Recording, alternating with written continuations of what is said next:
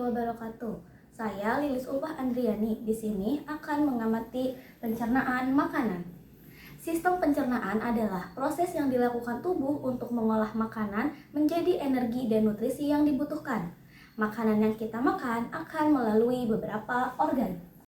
Proses pencernaan dimulai dari mulut. Tempat terjadi pencernaan mekanis dan kimiawi. Gigi berfungsi mengunyah makanan menjadi kecil-kecil, sedangkan air liur yang mengandung enzim amilase membantu memecahkan karbohidrat. Lidah kemudian mendorong makanan ke bagian belakang mulut menuju paring dan kerongkongan. Pada lidah juga terdapat papila yang membantu kita merasakan berbagai cita rasa makanan. Dari mulut, makanan masuk menuju kerongkongan atau esofagus, yaitu saluran penghubung menuju lambung. Kerongkongan memiliki otot yang bekerja dengan gerakan peristaltik, yaitu gerakan meremas yang mendorong makanan ke bawah. Di ujungnya tempat terdapat otot cincin atau sphincter yang membuka untuk memasukkan makanan ke lambung, lalu menutup agar makanan tidak naik kembali. Selanjutnya, makanan sampai di lambung. Disinilah makanan diaduk dan dicampur dengan cairan pencernaan. Getah lambung mengandung asam klorida HCl yang membunuh kuman dan enzim pepsi yang memecah protein menjadi pepton. Makanan diolah menjadi bubur halus yang disebut kim, lalu sedikit demi sedikit diteruskan ke usus halus melalui proses sphincter pylorus. Hati, pankreas, dan empedu merupakan organ pelengkap pencernaan. Hati menghasilkan cairan empedu yang berfungsi memecahkan lemak, sedangkan pankreas menghasilkan enzim untuk mencerna karbohidrat, protein, dan lemak. Selain itu, pankreas juga menghasilkan bikarbonat untuk menetralkan asam dari lambung. Kemudian makanan masuk ke usus halus yang panjangnya sekitar 10 meter.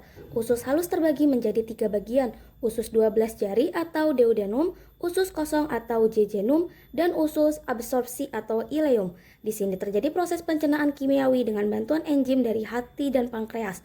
Zat-zat gizi seperti karbohidrat, lemak, dan protein dipecah menjadi bentuk sederhana, lalu diserap oleh dinding usus untuk digunakan tubuh.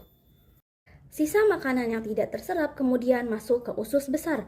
Di sini, air dan mineral diserap kembali, sementara sisa makanan dibentuk menjadi fases atau kotoran padat. Usus besar terdiri dari sekum, kolon, dan rektum.